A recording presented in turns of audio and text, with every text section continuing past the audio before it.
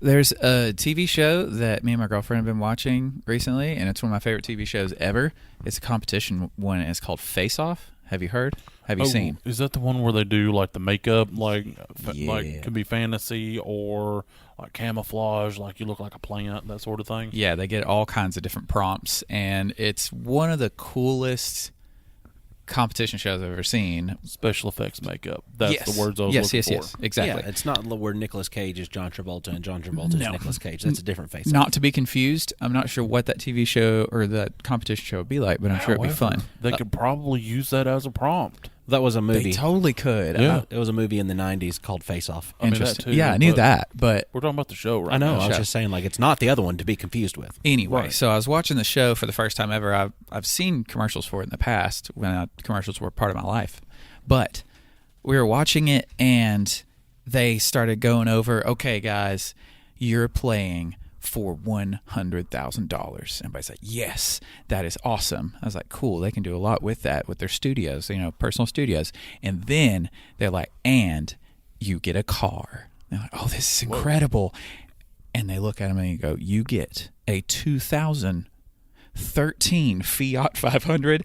And I laughed out loud because I didn't realize that this is from 2012. Whenever I thought it was a recent show. I thought it was like from 2 years ago. you know the economy is in the shitter whenever the cars they're giving away for the giveaway prizes just so happen to be 10-year-old 10 cars. years old. And I had a real good laugh. I just had no idea. A new used Fiat. And I'm like, it's a bunch of artists. They need it. I would drive the piss out of that. Yeah, you would. It probably runs on piss. It's so little. Probably. I mean, nobody could ride in there with me. I'd take up the entirety of the car. That's true. Get a But I would still custom drive it. custom seat made for it that takes out the center console. I would just hightower that money, rip out the front seat, throw it on the road, and just sit in the back. It could be like a That's clown a Police car. Academy reference. We could shove all of our listeners into it. And as we're riding down the road, they can just be listening to this. Yeah. Just like I'm the only person that knows what that movie is, apparently. I know. It's the guy that goes... No, it's not. That's not him at all. He's also No. a helicopter. No, Yeah, that that's not Hightower at all. Oh. He's a really tall black man that's super strong and very quiet. Oh, But so not Police like, Academy is the movie. Police Academy, Oh, that's yeah, what yeah. I was It does talking have about. that guy in there, but Yeah. that's not the guy. Yeah, yeah. I had no idea who Hightower was. I knew that Steve Harvey played Steve Hightower on the Harvey Show on television, Y'all suck. and I love Steve Harvey. I Do don't want to you do this think show the no do more. you think the exact guy you're talking about could do our intro song with just his mouth? Not that guy, because he has like 2 lines.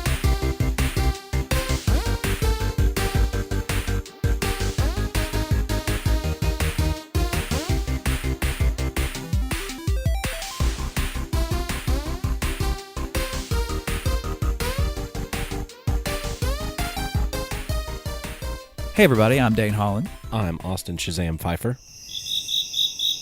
And I'm Austin Tiny Zent. and we are Nerded Through the Grapevine, the podcast where normally 4 best friends gather weekly to talk about our favorite parts of past, present, and future nerd culture. This time, it's just 3 of us because Otto's gone, and I wish that what was his name? Carl Winslow, Yeah, because that's also the name of the guy from Family Matters, right? Otto's name is The Carl dad? Winslow. No, the guy we were talking about earlier from the show that you were talking about, but not the guy you were talking about. from Police Academy. Yes. Yeah. I think Carl Winslow was in Police Academy. I know he was in Die Hard. Anyway, I wish that we had Carl Winslow here to take his place, but we don't. It's just us 3. It's just us 3. And Austin had a good idea. What spurred this idea? It was pretty funny, I right? You had this It was idea? it was Ann Austin. The idea for the topic today, that was me. And okay, yes, because I saw that sentence, and then Austin had a big write up about yes. something It was about kind it. of a team effort. I had wasn't the involved. seedling kernel. I just said thumbs up. I'm in. Yeah. Well, I mean, we do have that, but before we get into that, Before. I have a surprise for Oh y'all. yeah. Is it about Patreon? To where people can get on Patreon and give us $5, and then they get special extra content like uncensored episodes with the After Dark and In the Dark. It wasn't, but okay. It could be. Yeah, the link's in the description. I mean, you can do that. I just had a Tiny's terrible tab. That's even better than That's Patreon. awesome. because I found a couple of things this week that I thought were very Ooh, interesting. I'm excited. We haven't terrible tabbed in a minute. No. I know. The first one is about a man called Tommy Thompson. Go figure. Tom. Yeah, Tom. No. Tom. Different Tom. Tom. Okay. Well, this Tommy Thompson is in prison for an indeterminate amount of time. Is it for being a full mouth talker? No, it's actually not. See, our boy, Tommy Thompson, he was a research scientist, and currently he's being incarcerated for somehow breaking the law. Mm-hmm. He found what has been known as the Ship of Gold.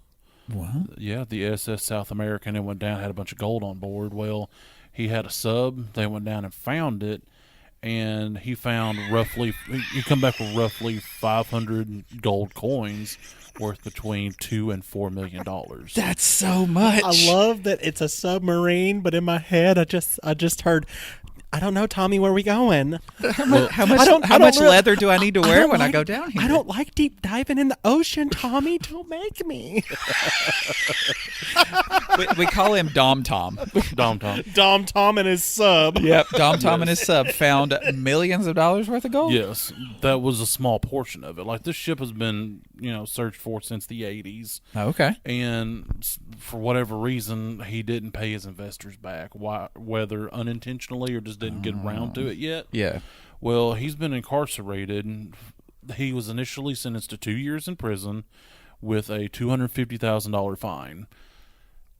And he has to resolve the missing coins. Right. They want to know where are these gold coins. And he's like, I'm not going to tell you. It's kind of weird to set a bail for a number in so low compared to what's involved in his crime. Right. And they're like, we're not going to let you go until you tell us where the ship is, number one, where the gold is that you took. Because basically, the government kind of went, we want all the things that you found. Yeah. Your stuff is our stuff now. And he's like, nah. He's been in there 6 years and counting. And they ask him every so often, where's the money? Where's the money? And he's like, at this point, he's like, I don't even know, dude. I forgot. I don't even know where the ship is anymore. I lost my sub on the way there. Yeah, I lost my sub. I didn't even have a Logitech controller. So yeah, I went there. Oh, they were so stupid. He's probably going to die in prison. That's wild. It's crazy. The reason he's in prison isn't just because he's not paying the investors back, but was the government part of the investment in this search? I didn't get that deep into it. Okay, because I feel like that would be why, right? There are I've watched a show called The Outer Banks. Yeah. And during The Outer Banks, they have some treasure hunting kind of stuff like this. So if fiction and reality can actually line up with each other a little bit, it's cutthroat. Yeah. And if you've got so much gold, which is, it's currency. It will be currency that is worth money for a long time. And it's fluctuating higher. It'll fluctuate lower sometimes, but it's fluctuating higher than normal at this point. To be able to get out there and just have real money, not paper money, not fake money, real something that's worth something, that's something that the government needs. It was government property. So Yes. maybe that's probably I why. think that and the whole historic aspect, because the ship sunk in 1857. That was a couple years ago. Yeah, I've been skimming the articles we've been talking. Yeah. And Speed read. He's also being fined $1,000 a day since the conclusion of his 2-year prison sentence. Oh. Because he's being non-cooperative, and I think that's really that's the main crux of the thing. Because I feel like they would want to pump that gold back into the economy somehow to Right. No. do something. They don't want to do that's that. just going to cause more inflation. But anyway, that's a whole interesting. area of conversation Yeah. that we don't really get into. Yeah. It's just mainly interesting because he found this, they want it. He goes, nah, you can't have it. And now he's in prison. Yeah. And Do he's they know currently 68 years old, so he's probably going to die with this secret. Do they know for sure that he actually found it? Yes. Like Okay. the coins were marked with something. Oh, okay, that cool. was on that ship. Gotcha. I just thought it'd be funny if he's just like, nah, I found it, Do but they you'll know- never know. No, the ship I found goes to another school. Right. Like one of those Right. situations. Do they know that he found the gold in the ship because every time he steps into the moonlight, he becomes a skeleton? Possibly. That's the Pirates of Yet the again, that's Caribbean, deeper in the article. right? Okay. Yeah, that's Pirates of the Caribbean. That's- So the Black Pearl. other, Yes. other terrible tab, because there's two. Well, there has to be. If it's tabs, I it's know, terrible tabs. Exactly. And Not to be confused with our Patreon member Yeah, tab, I was about right? to say yeah. that. Yeah, because that would cause a lot of discord. There's a link in the description. Get down there. be part of the bonanza. We're live, uncut, uncensored, and irrevocably circumcised. So the other smooth. terrible tab is called the Miracle Staircase, and it is at the Loreto Chapel in Santa Fe, New Mexico. It was a church built in the 1800s. Now, the architect that was building this Catholic church, he passed away before it was completed. And pretty much the only thing not completed was a staircase to the choir loft. Okay. So the nuns, they sat around and they did some Catholic ritual that I can't remember the name of, where basically they pray for like an extended period over a couple of days. It's like 90-something hours. I can't remember what it's called, but that's not important.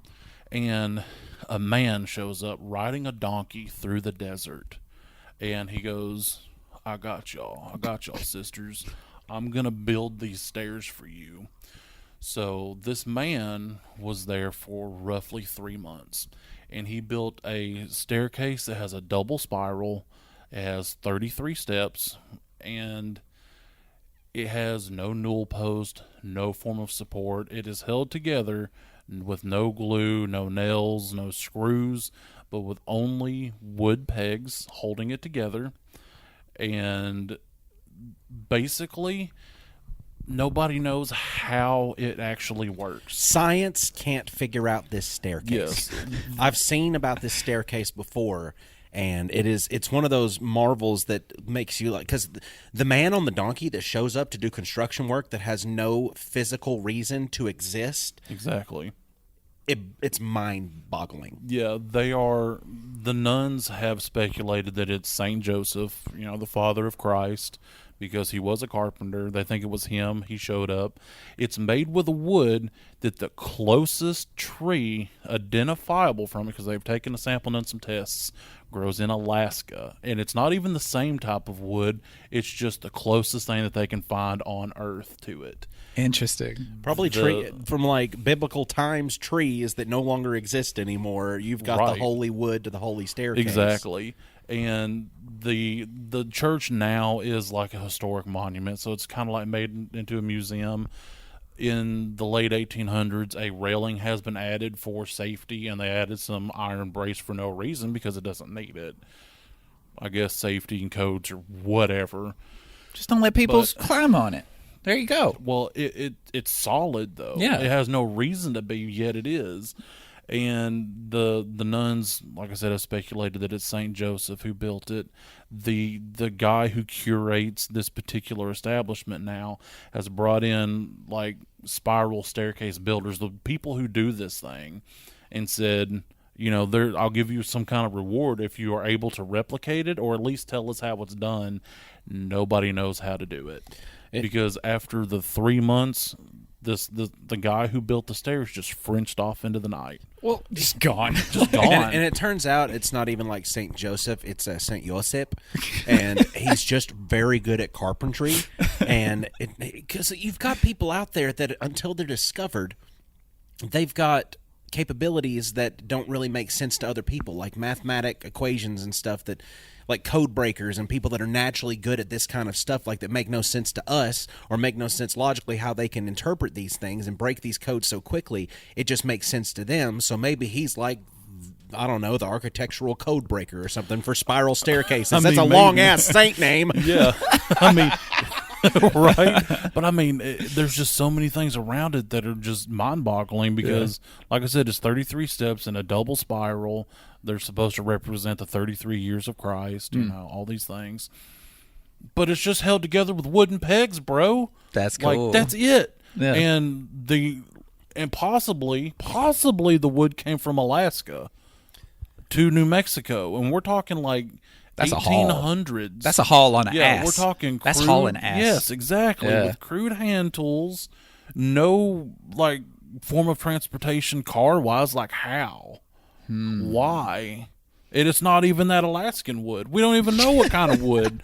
It's just that's the closest. Just a man on a donkey. Yes. On a mission. Man on donkey wood. Ooh, wait. Yeah. No, that's a whole nother terrible tab that we do not need to experience. We don't. Not at all. No. You know what make a cool TV show is if they had that to where those guys are supposed to, or not guys, anybody that was trying to replicate the staircase. That would be a cool TV show of just seeing them all like struggle and have their minds blown of how they're supposed to be able to do it. That could be kind of iconic, just like the theme of the episode is we're examining iconic TV shows and what makes them iconic. Yes. And to just make sure and remind you, this is just mainly based on what we find iconic to us. Absolutely. And kind of how that compares sometimes to things that the populace has decided it's epic, right? Exactly. Because I'm sure there are plenty of shows that are crazy popular that a lot of people like that we're not fans of. Yeah. But there are common themes. There has to be common themes. We haven't thought about this yet because we're going to just say them out loud as we think about stuff. So don't come for us. No. That's basically what we're saying. This is our opinion. Yeah. Like, what is, on the surface, what is the first thing? Does it need to be like a good name to be catchy? Just if you saw the name, you'd go, I'm interested? I think you kind of need some kind of catchy name to start it off. I've been rewatching one of my favorite shows that I consider iconic. And I think what initially drew me in was the name. I'm rewatching Sons of Anarchy. Oh, yeah. You see the name and you're like, what is that? What could that possibly mean? So that gets you the initial viewing. But that's the initial hook, but what keeps you hooked in? Right. Well, I think it's like something like that show, they stick to a particular theme, which is that the biker gang and everything that goes around. Hey, they're a family. The biker family. They're mechanics a family who and bikes. Harley enthusiasts. A family who bikes. We're talking about Sons of Anarchy. Sons of Anarchy. You just the sentence I walked in on. I'm like, you're talking about Sons of Anarchy. But for it like because I even said Sons of Anarchy. It's a type of setting that's not super popular as far as a show being completely surrounded by that theme. Yeah, well, it kind of stands alone, right? Not really, because you have things like Breaking Bad, that are kind of sort of in that same vein. One thing that's cool about Sons that I didn't realize for a while this is probably my third or fourth viewing, it's based on Hamlet. Like, it's a story of Hamlet told through this motorcycle club. Cool. Like Clay Morrow, he's Claudius, Jax is Hamlet. There's all the iconic characters from that Shakespearean play is in the show, and it's got like a modern twist to it. That's neat. I mean, unless you kind of knew or really thought about it, you just wouldn't know, Yeah. But I think that helps with the writing of the story. Yeah. Well, that's automatically another aspect, too, about a show that can make it iconic is the more you think about it and the more people talk about it, the more things you can realize about it, too. Absolutely. Like this Hamlet thing. Because if it's a show that's nothing more than what you're presented right in front of you, right, then people aren't going to talk about it beyond just viewing it, right, in the room with you. You want a show that later on you're talking to like what do they call it, water cooler kind of situations? Yeah. Because like Breaking Bad is one of those water cooler shows to where everybody has seen it. When I say everybody, not everybody, but you know what I mean. Yeah, most everybody. It's a very recent show that is iconic because there's so many things that happen within it and things that are relating to our world and healthcare situation and all this crazy stuff that it gets people talking. Yeah, it's like relatable themes. Yeah, some obviously we're not all cancer-ridden cooking meth. But, but we can compare it to right. There are things that can resonate with us, like the struggle with getting health care when you need it, and the rising cost of that, and trying to take care of your family and loved ones, and blah blah blah. But also, it focuses almost on the opposition in a way because we're conditioned to like the good guys and to follow the good guys. Yes, and these shows don't do that. Yeah, I mean they're almost anti-heroes verging on villains a lot of the time, and we're like drawn to that because it's not just that black or white, it's the shades of gray. And to me that's what makes them compelling, is just that inner struggle and turmoil. Like, they're trying to do good and do right by these certain groups, but they're doing it through very illegal means. And it's like, why do I enjoy this? Because obviously they're breaking the law. They're running guns. They're cooking meth. They're doing this. They're doing that. They're killing people. but I'm still rooting for him. Right. You know, I don't want him to get busted, though I should. Yeah, well, it breaks the mold of the usual just good guys doing good things. Right.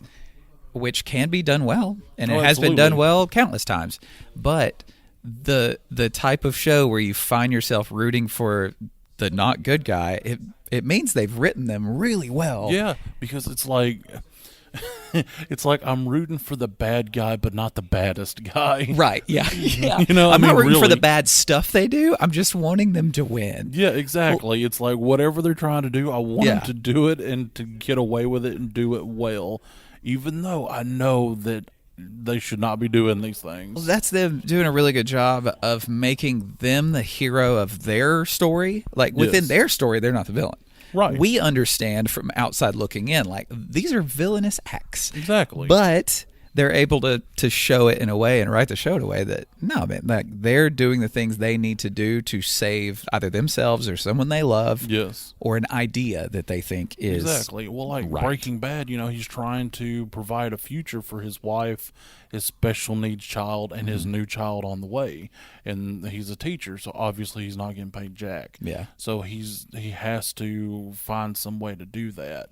And that means using his accumulated years of knowledge and chemistry to make the best of the meth. Yeah. You know, and like Sons, it's very convoluted. There's no There's real so clear much that goes thing. on. It depends season to season. But ultimately, Jax is wanting to turn his father's club from, you know, doing all these illegal activities to going legal. Like, he wants everybody to be taken care of, but he also wants to get out of, you know, the gun business, the drugs and everything. Like, I mean, it's not the best example of a way to do that, but they end up making porn movies, you know, which, not to shame anybody who's into that or does things in that industry. But for a family man with little children, you know, how appropriate is that? You know what I'm saying? You know, what does daddy do? Well, he makes movies. You know what I'm saying? You can't watch Yeah, them. exactly. So it's that's like step one on the plan. So I don't know, man. It just pulls you in because you're like, I got to know what's happening. I got to know what they're doing. I got to know what they do next. I got to know if they get their goal. Well, in a show like that, like, I know we're mainly right now talking about Sons of Anarchy and Breaking Bad just because they've got a lot of similarities to them. Yes. But they've also got a lot of differences between the two because Sons of Anarchy spans across quite a few seasons, doesn't it? 7 seasons, Yes. and Breaking Bad was not a super long I want to show. say it was 4 to 5 seasons. It wasn't crazy long, but when writing that show, the director had an idea for the beginning and the end. Right. Like, that story had a closing to it. Yes.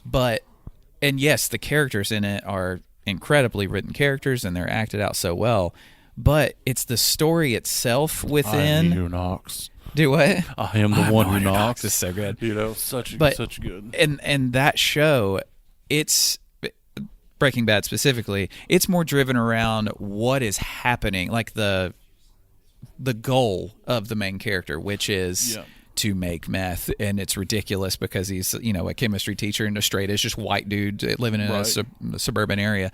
But in Sons of Anarchy, it's more about the individual characters as opposed to one smaller idea. Not really. Sons is more about a family inside of this club. You know, it revolves around Jax, his stepfather, Clay, and his mother, Gemma, and, you know, like, you know, his wife, his child, stuff like that. I mean, there's all these other side characters, but they're just kind of there to further the plot.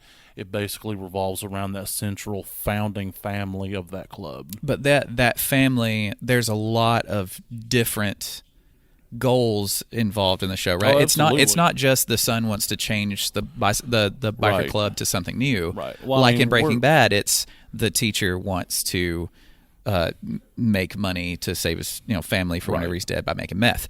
Like, there's a lot of chaos that happens between that, but that is like every single episode, that specific thing is at the core of it. Yeah. Is that goal that Heisenberg has to go through. Right. But like you said with this family, the idea of family is pretty broad, like a lot of different things. These characters have their own little stories that are revolving around different situations that don't revolve around that central son trying to change the biker club, right? It's like there's some small story arcs that revolve around different members. They all have different goals. We're getting in spoiler territory. Just beware. That's pretty old. I mean, it's an old show, but it's still so good. I can throw the fart in there. I don't have it with me, but I'll do it later. Yeah, even if you haven't seen it and I spoil something for you, watch it anyway. It's fantastic. But like, essentially, the mom is behind everything. When you get towards the end, they orchestrated her and her new husband, the stepfather, Clay, orchestrated the death of John Taylor, the founding father of the club, the father of the main protagonist.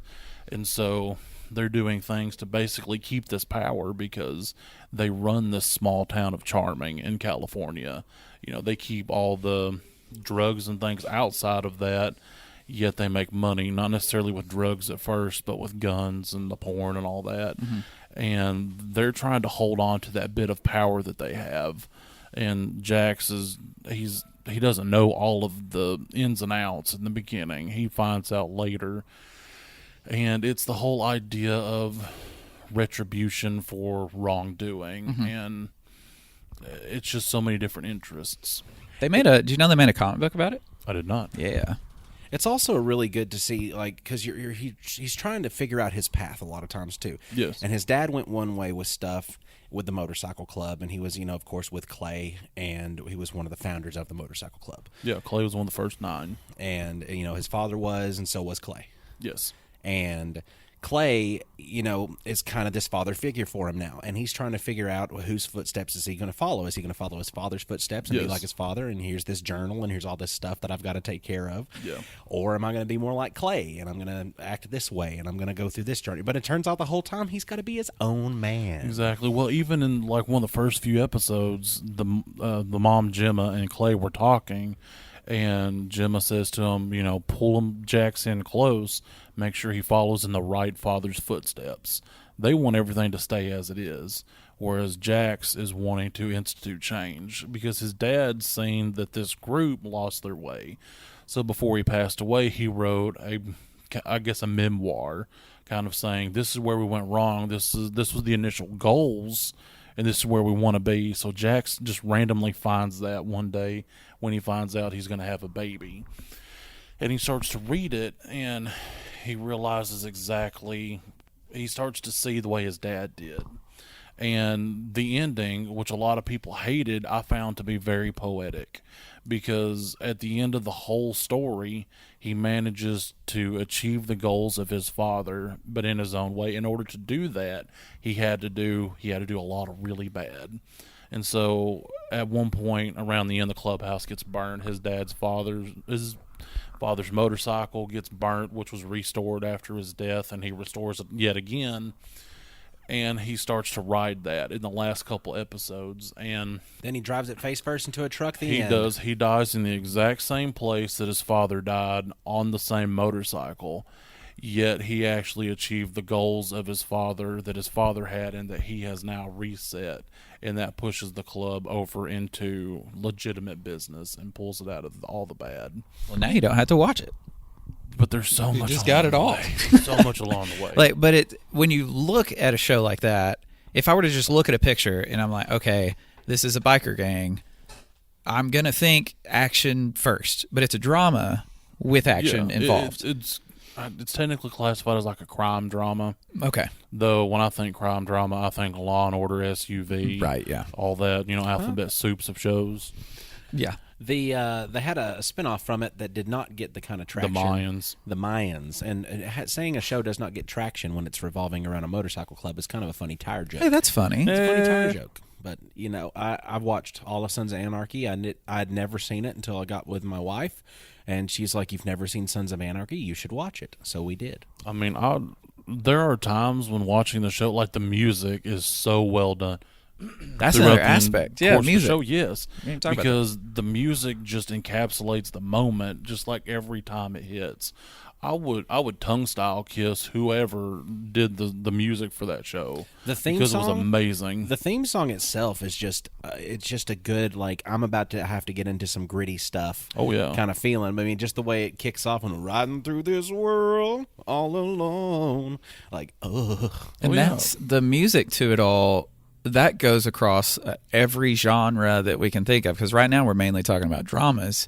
But it can go into all other kinds of things just because if you have a great show and a shitty soundtrack to it or a real bad score, like that'll kind of throw you off. Yeah. And it's something that they realize, okay, the music is very important to this because we're setting the tone. We're also getting a sound that's in people's heads. Like whenever someone sees the HBO symbol in the static, you hear ba ba ba ba ba ba ba ba ba ba ba. Every time the HBO static happens, I sing the Game of Thrones song. Every time. It doesn't matter if we're watching that or just anything else because it's so epic. And Game of Thrones was one of those water cooler shows to where every episode something crazy is happening to further the storyline.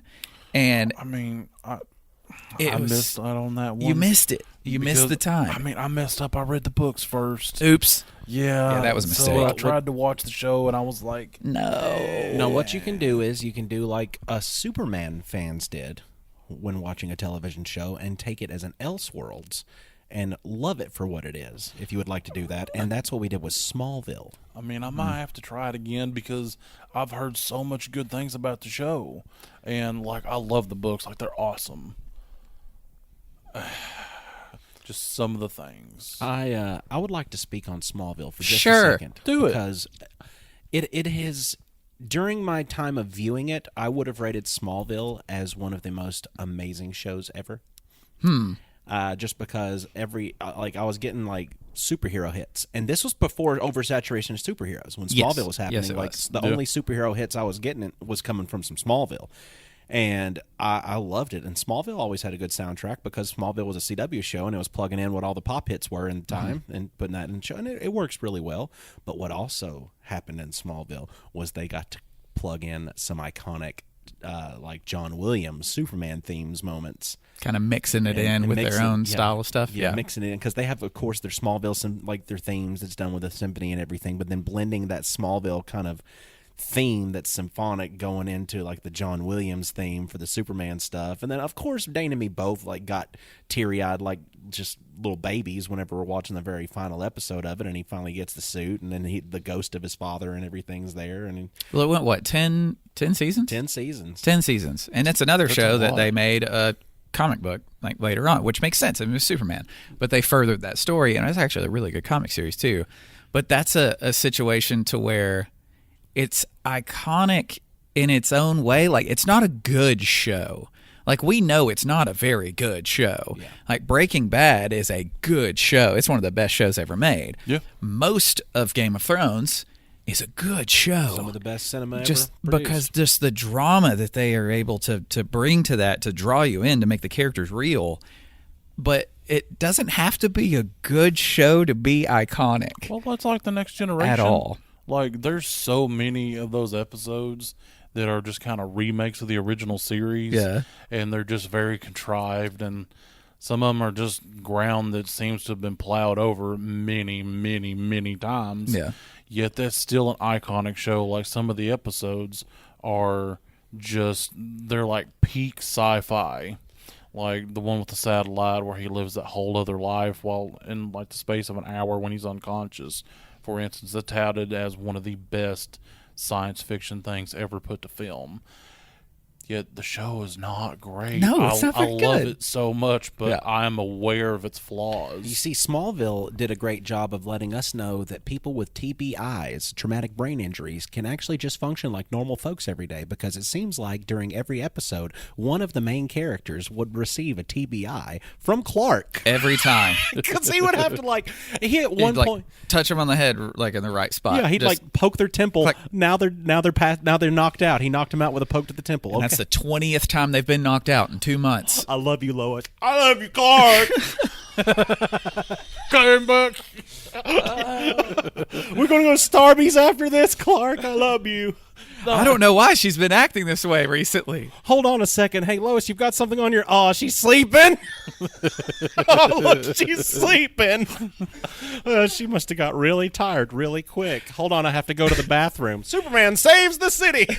We need the junk food shows, though, because if every single show is filet mignon, all of a sudden, like, they're not special anymore. I can't watch Breaking Bad for every show I watch. You know, like something that deep and dark and real.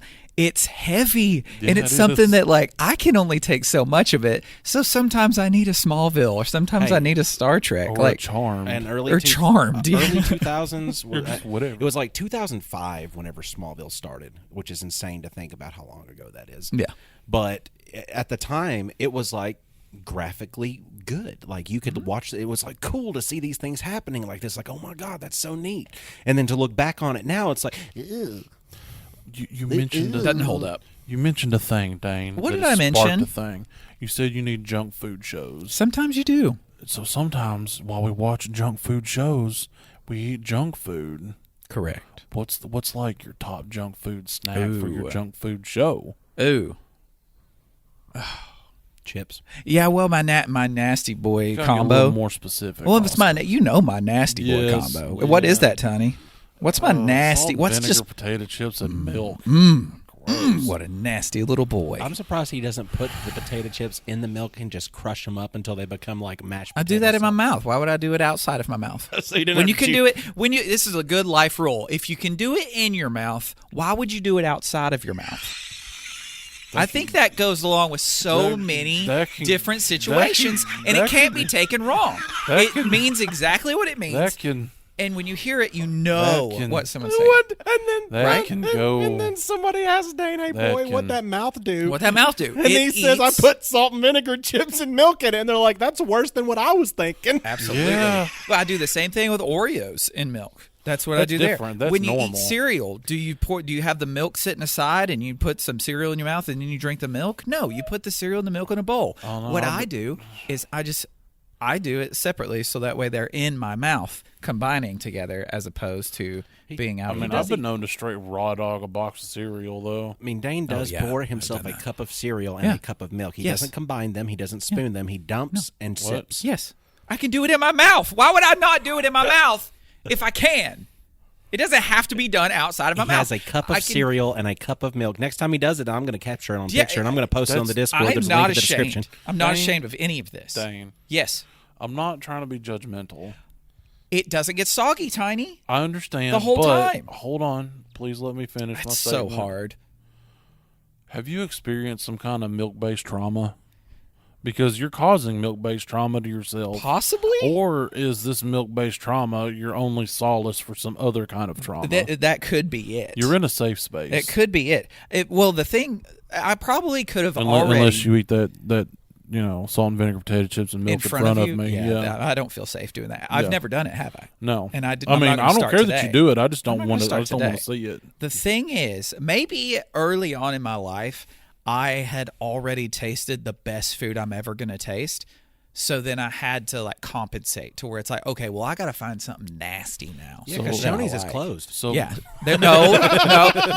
they're closed for remodeling. They're going to open, Austin. The Shoney's in our town will open. It's been 20 years that they've been remodeling, but they're going to remodel. Wait till they open that subterranean construction, because there's not been construction that's going on. We can see it's all subterranean. Dude, that's probably like a nuclear missile silo down there or something. I don't know. What? Okay, so what was the question was, what do you like to snack on while you're watching stuff? For me, it's my nasty boy combo. What is yours?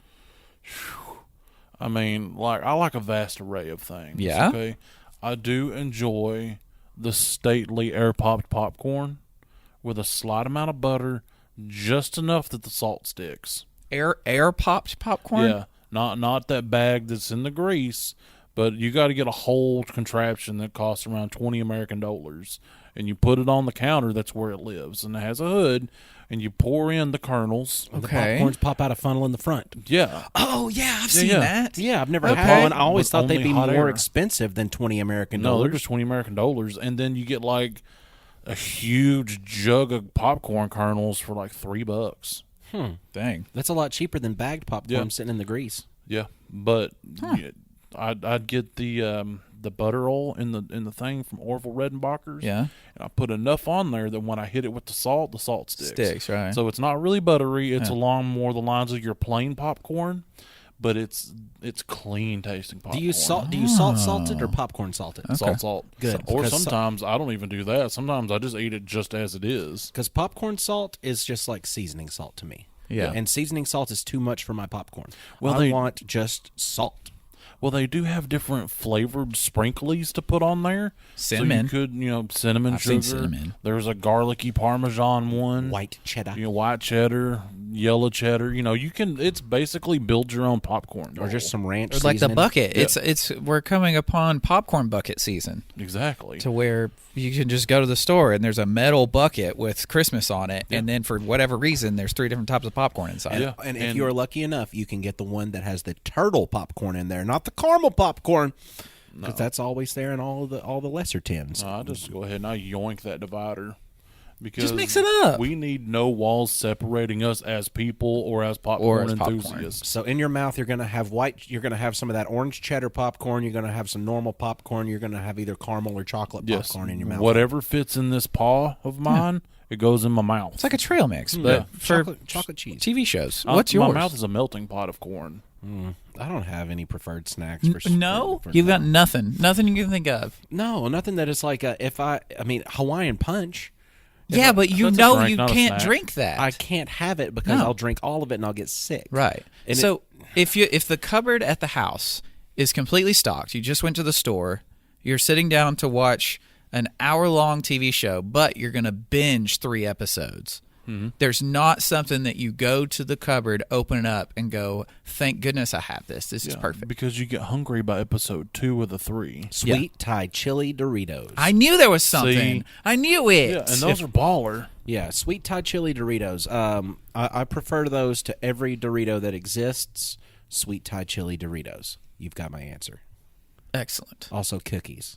If there's a cookie involved, then the cookie is going to be the circus cookies. They're not animal crackers, but they're like circus cookies. They're Mother's brand that are like little just those like crack cookies. Yeah, like little crack cookies. Like they're just they're little animal shapes, but they're icing covered on the whole thing, and it's delicious. So What do you like to drink when you eat those? I don't drink milk. No. I drink. Unless it's chocolate Yeah. milk. Do you put those cookies like in a bowl with the milk? Or how do you consume the milk and the cookies? You put the cookie in your mouth with the milk in your mouth? They're already coated with stuff, so okay. they're not dippable cookies because it would just act like a rain jacket. So it would just what do you keep do? them dry. What do you do? I put the cookies in my mouth, And? then I chew them, and then I let my mouth go dry, and I don't combine milk with it. No, you don't? No. You're That's just what not you wanting want to me walk to into my say. trap. You're just not walking into my trap is the truth. Get out. My trap has the truth involved in it, and you're just trying to avoid it. What kind of milk do you drink? Because you said not traditional milk unless it's chocolate. I milk nuts. I got some nut milk for I got some you. nut milk in my mouth. We are a I got nut some milk nut family. milk for Yeah, you. what that mouth do? Drink Oat some nut milk. milk. I just was waiting on you to say like oat milk or something just so I could say that joke. No, I don't like oat milk that much. I tried for a little while and just didn't I'm work an for me. almond My milk favorite boy. almond milk is Blue Diamond sweetened with honey. That's it, boy. That's it right there. That's good stuff. Blue Diamond sweetened with honey almond milk. To go along with an iconic show, though, let's think about iconic shows, because I was actually thinking about this too, because you could break shows down into like what your foods would be, like, because we consume both nourishment like from food and nourishment from shows. So if we got like junk food shows like the ones we were just talking about, those are just as necessary as our nourishment shows that are providing our brain with extra stimulation and extra story and deep character development and all this other stuff, because it's got to have that to be a great show. A water cooler show is going to be like a meal that you take a picture of and post it on Instagram because it looks so good and you want people to be talking about how good it looks. Like Loki season 2. Ooh. Season 3 is the one we just watched. No. Yeah. We season watched, 3. No, we watched Loki season 2. There's only been 2 seasons. That was the third one, wasn't it? No, that was the second. Are you sure? I'm more sure than you are of your argument. Well, you talk. Yeah, absolutely. Because there's only been 1 season of Loki because we watched it and then we waited forever for the second one to come out. I think Loki is more of a, like, it's not a it's not a main course meal for everybody. I don't know. I think it did some serious justice for some characters. It did, but you gotta love you some comic books to watch weekly a TV show about Loki. I think. I mean, New Girl counts as an iconic show, doesn't it? I mean, yes, it's New Girl is an iconic show because there's. It's one of if them you junk think, food ones, yeah. I think it's a little bit more than junk food, just because I Yeah. mean, you've got character developments that happen throughout the show because of the way that people start out. I mean, Schmidt starts off as just like an unbearable ass, Yeah. Well, and then he becomes an unbearable, endearing ass. New Girl's more That's like true. I'll give you that. it's more like a good lunch. Yeah, I Like can it's see not, that. it's not like something that you're going to have more as the like a main course on a brunch. 3-course meal. More like a brunch. Oh, it's Eggs Benedict. Ooh, I like brunch though. Brunch is a Yeah. good idea because brunch is like a special treat. Yeah. It's not a snack, but it's going to hold you over. Right. Yeah. And it is special. Yeah, like if and somewhere it can be offers light brunch, and- people come there yeah. just for that. Right. No, I like that. And you can eat brunch whenever if you really wanted to. Like the meal you're Absolutely. eating at brunch, you could eat it whenever, just like with New Girl. It's always on the television if we don't have anything to watch. Because it's you can watch it perfect. whenever. Because it's not heavy, but it's also not stupid comedy. It's cleverly written, and the characters are ones that are written so well that you think you know them by the end of it. But then you listen to a podcast with them. And they don't know anybody. don't know- that was on the show with them for 10 years. No, they hardly even act like they're friends. But I think they're just not good at podcasts, and they are good at being actors. I would imagine that Zoe Deschanel would be socially awkward. I mean, all of her characters she plays are socially awkward. That's probably her as a person. I would hate to I actually don't mean meet that derogatory. No, but I would hate to actually meet Zoe Deschanel and her being like a domineering force in the room. That would break my mind. I'd be okay with it. Why is that? Sorry. What? I went somewhere else. Timestamp. Oh, We don't yeah. have the soundboard. Timestamp. I didn't say that, It doesn't. Your eyes did. but only y'all can see that. Okay. Yeah. Don't tell nobody. It's our secret. So I said there was only two seasons of Loki, right? Yeah. Was that Yeah. me? I said there was only two. Yeah, Okay, definitely I got just- it. I got it right. definitely Then. you that yeah, said two yeah. I seasons of looked it Loki, up and sure. I was correct. There was 2 seasons of Loki, and the end of the second season was some of the best television I've ever seen in my life. Yeah.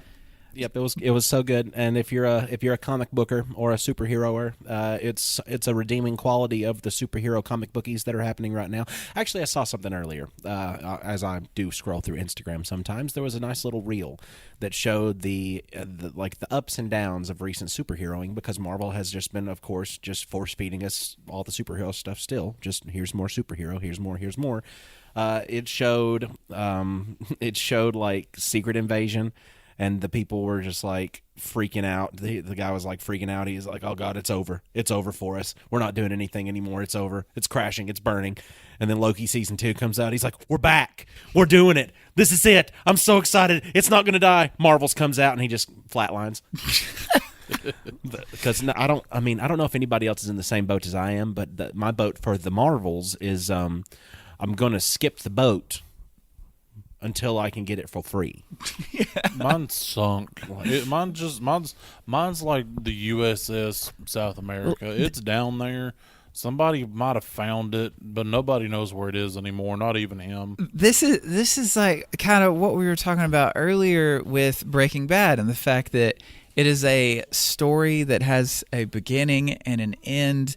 And yes, there's a spin-off movie and Better Call Saul, but I forget the name of the movie. It's the name of a car. Camino or El Camino? El Camino, maybe El Camino. It's El But Camino, yeah. from what I've heard, I haven't watched El Camino or Better Call Saul haven't just either. because Breaking Bad was so heavy that I'm like, okay, I'm just good with that. Better Call Saul is It's actually really incredible. good. Some have said it's better than Breaking Bad that I've heard, and more than just one. Well, I mean, if it doesn't get the last 2 seasons slump like Breaking Bad did, it could do it. Because the last 2 seasons of it was just Did you not care for it? no. It was too much Gus. Because all the others, it's like baddie of the season, you know. Yeah. Then the last few seasons, it's just Gus. It's too much of Gus. Too much of Gus's background, which I don't care anything about. I just care about what he's doing now. I don't care why he's doing it. And then the show ends, which it ended the way it needed to. Oh, yeah. I'm fine with that. Yeah. He went out like a G. But I just honestly didn't care about Gus. It's It was just too much. it's something though with the writer having that beginning and an end that they don't keep trying to squeeze out more and more ideas Yeah. to try to keep making money. Yeah, that's because kind of what it felt like. that's the problem with, of course, with like Marvel and DC and stuff is comic books, they don't really end. There are arcs that end. Right. There are some smaller titles that end. But when it comes to superhero comics, they don't really end. So whenever they're translating that to the screen, there's not really a beginning and an end to a story if they think they're going to keep making money off of it. Right. It's just they keep going back to the same teat, and Yeah. it's just they're making it raw. And they're And that, they're to me, it's damaging just, the iconic nature of Yeah. what we've had in the past by oversaturating it. Right. And that's something that, I mean, Game of Thrones, that was more of an issue with the writers towards the end of it, just totally biffing it because they're like, let's wrap this thing up. But Well, like, I can't really fault them completely, okay? Yeah. Because they ran out of novels to base the show on because George R.R. Martin cannot finish yet. yeah. So they had to make something up. He was like, here's some points that I want Yeah. you to get to.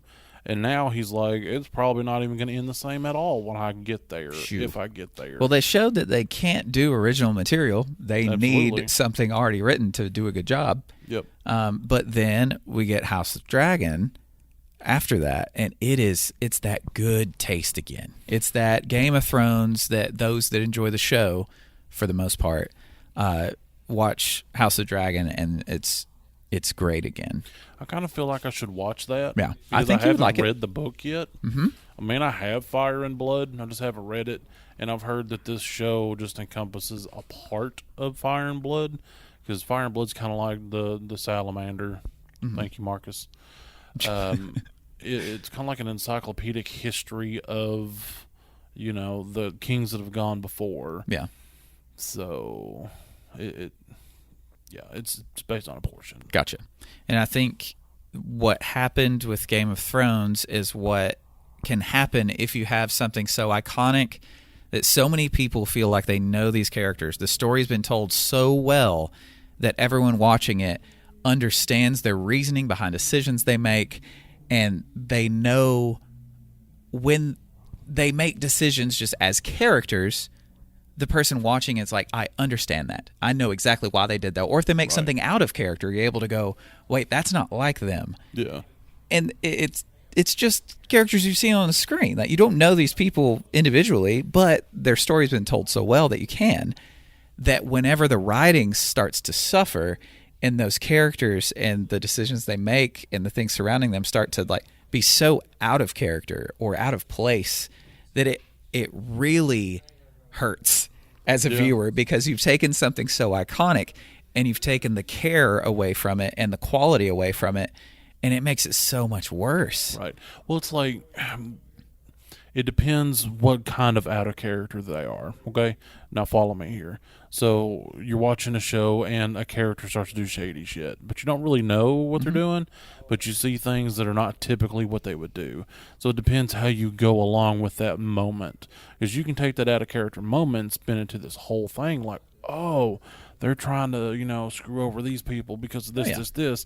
That's not typically what they would do. Why are they doing this? So you could take something like that and lead your way around to more story. Yeah, it can drive or you the can story. just screw it up and go, well, he just did something weird for no reason. Yes, those changes are, commonly used as a way to drive story forward. But whenever the story, like you said, whenever it just kind of hits a wall and now they're back to being what they normally do, or all of a sudden they just changed out of nowhere for no reason and no one knows why.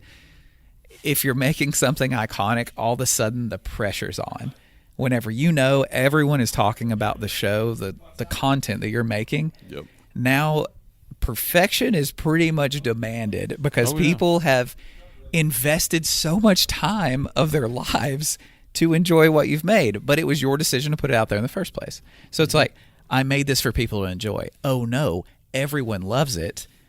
So maybe that was a thing where they just kind of fell, under pressure, so where they didn't do so well. A lot of people think it's from whenever they got the deal to write a Star Wars movie or trilogy, and so they just kind of stopped caring about D&D and just moved on to that idea, but that was taken away from them because of the disaster that happened at the end of I said D&D, didn't I? Yeah, you that's did. their name. So that's Dave and something. They go by D&D. That's what people call them. Okay. Yeah, that's why I said that. Game of Thrones. Anyway, so when we're talking about all the things that make an epic TV show, it's also something that the creators have to be very careful with once it reaches that level of love from fans. You have to remain true to either the source material or the characters that you've written, or give them good reason to change. Yeah. It can't be arbitrary decisions at that point, because people are going to they're going to hate it. I mean, really. Well, another way around that is what's the collection of stories that don't really have anything to do with An each other? anthology? Anthology. Thank you. I always forget that word. A way around that of kind of getting stuck in a situation to where maybe decisions you want to make, you don't feel like you can because you've already got these characters so set and everybody already loves the content. If you have an anthology situation, you can have an epic show to where they're self-contained into short stories. And that's something you can see in like, it's the horror show, the scary show that has a bunch of seasons, but then they've got an anthology version of it. Twilight Zone? No, the Twilight Zone is like an that. anthology. It is an anthology. And also iconic. I can't think of the one that I'm thinking of. American Horror Story. Oh, that's yeah, the one. yeah. Because American Horror Story itself, iconic TV show that Absolutely. has every season is a self-contained story. Yeah, and a revolving cast, which is kind of amazing. Super cool. They add to it, and some people go their separate ways. But yeah, it's like every season, some of them are not that great. Some of them are really great. Yeah. They have that iconic feel because they're different. They may have kind of familiar-ish themes, but they're different. And then they made American Horror Stories with a S at the end, and that's an anthology. Oh, I didn't know that. Yeah, that's like self-contained stories within each episode kind of a thing, Oh, which that's cool. which is super cool too.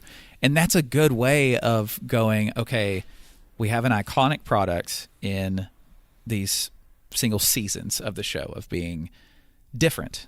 But like you said, it's a revolving cast. Some themes are similar to one another. They're all a little spooky, but they want to make more and more stuff, but they don't have full ideas of a full season of this. So don't do a full season of it. Right. We can make an hour and a half episode of something that is our complete idea, start to finish, and it be quality.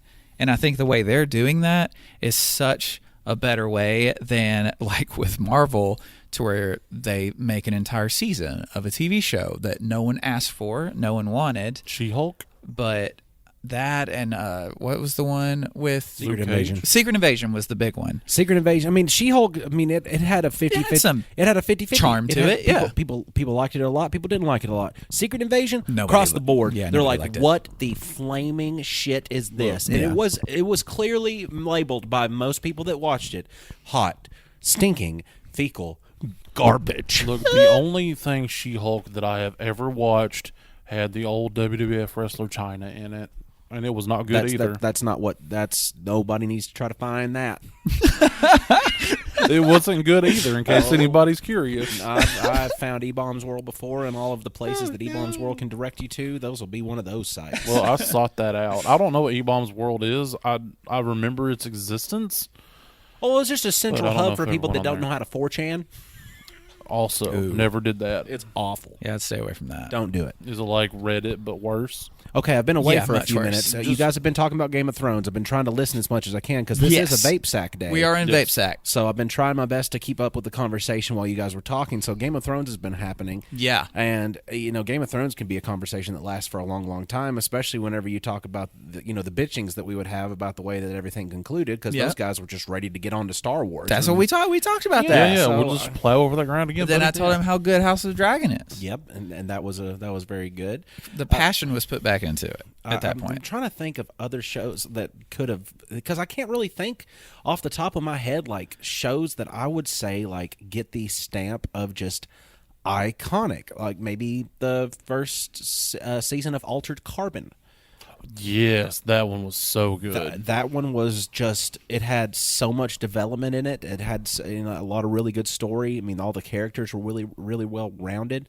I mean, That's hard to say. really well rounded. Plus, It's when really you hard have a to say. speech impediment that's lived with you since a You did child, where you great. can't say your alls, Yeah. that's difficult. It's really difficult. Well, we were just talking about American Horror Story and how each season is it's a different show, and then they've also got American Horror Stories, which is an anthology, and that's something where Altered Carbon could have gone that direction to where they make a different story. Well, I think they kind time, of tried, right? but they try to give like They a kinda failed. through line. Yeah, because that's where they messed up.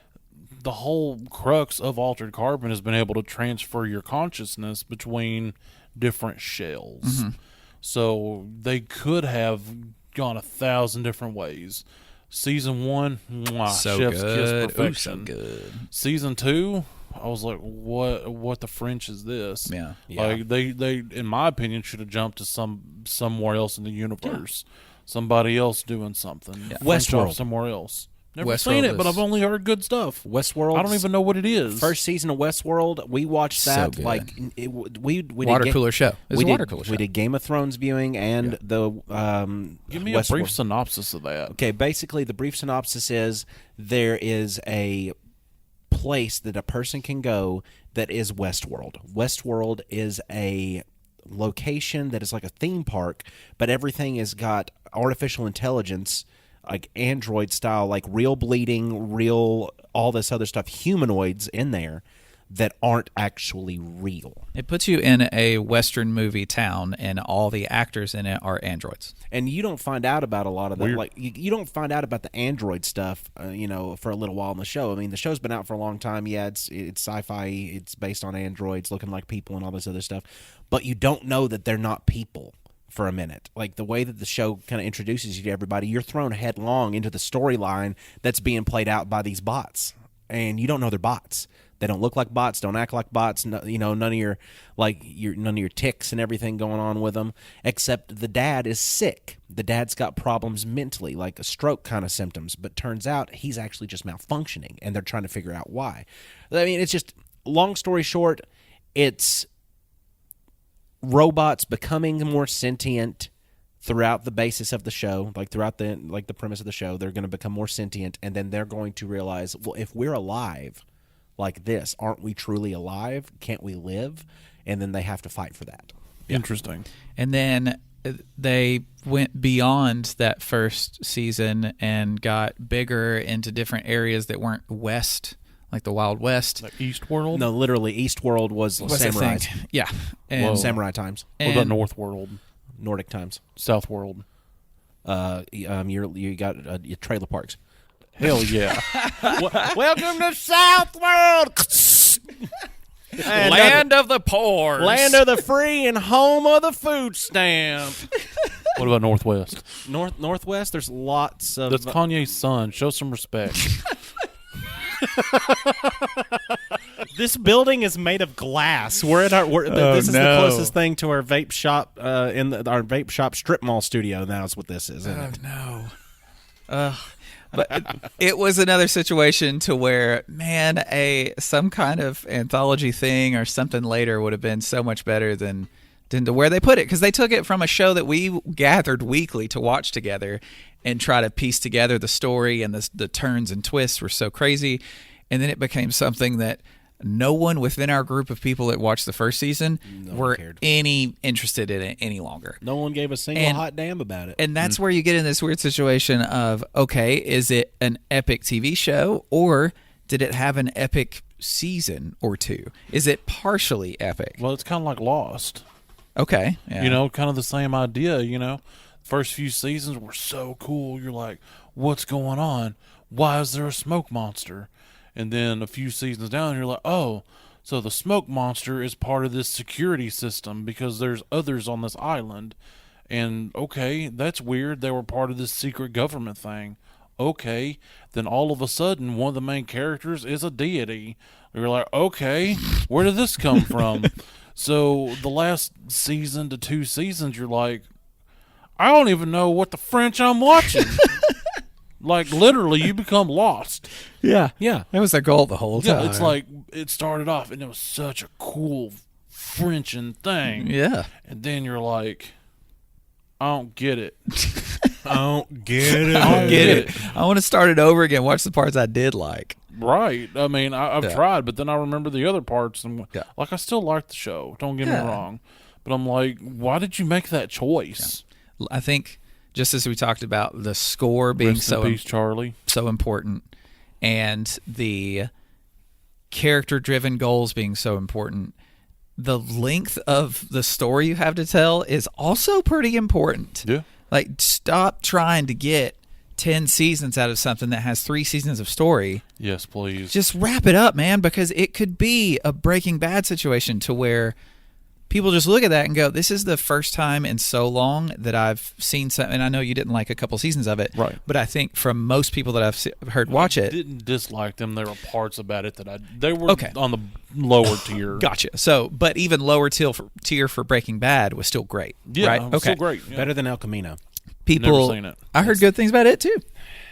I decided to let that whole thing rest after the end of Breaking Bad because that's what you should do. Yeah, show respect for that thing that's passed away. Well, that's what I was gonna do, and then I didn't, and then I wasn't too. I mean, it wasn't like awful. It didn't like ruin anything. It was just kind of mid. As the children would say. There's just not many shows out there that can do what Breaking Bad did and be a complete product of greatness to where people are like, that is the best show that's ever been on television, to where people are like, oh man, Game of Thrones is going to beat that out. But then in 2 seasons, they were able to erase that thought from anybody's mind. Yeah, well, like when they did El Camino, the show of Breaking Bad was fully completed. The story's told. Mm-hmm. So at that point, you're just beating off your dad's horse. We don't need to do that. That is the saying. I have to remind everyone that is how that saying goes. You know, it's like, I don't hate that they made Better Call Saul, because that's like a prequel. That's fine.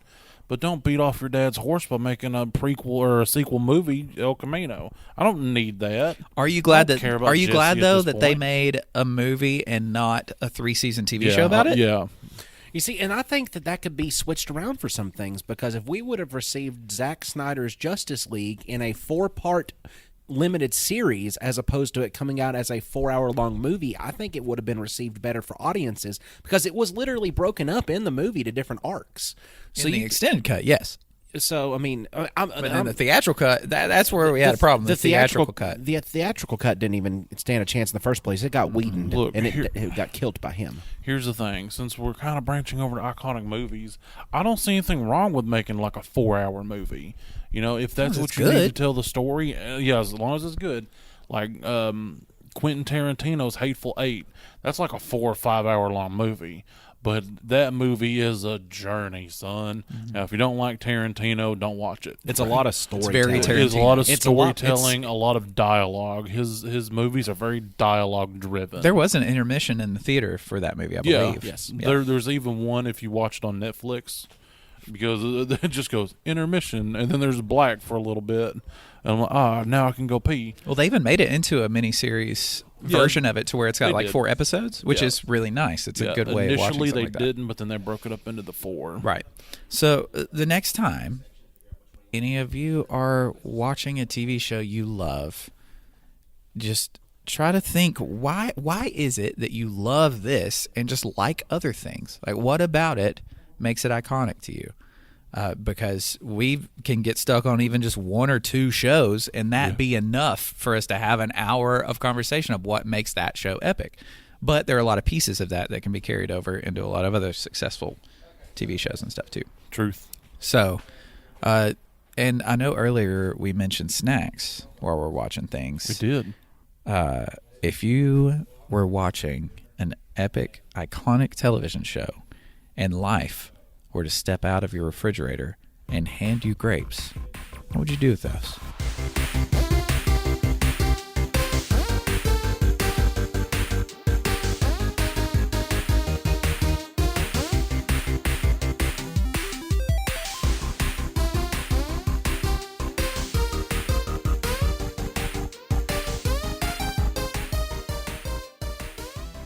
I can do it in my mouth. Why would I not do it in my mouth if I can?